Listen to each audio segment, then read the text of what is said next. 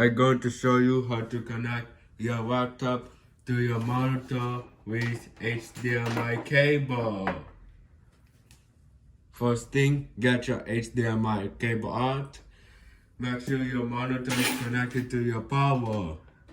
And then plug the HDMI to your laptop.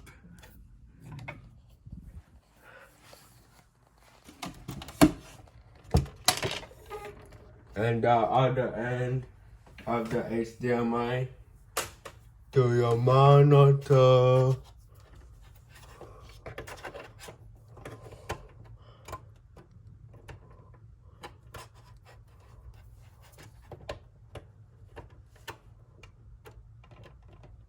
Like this. It's plugged in. What do you need to do?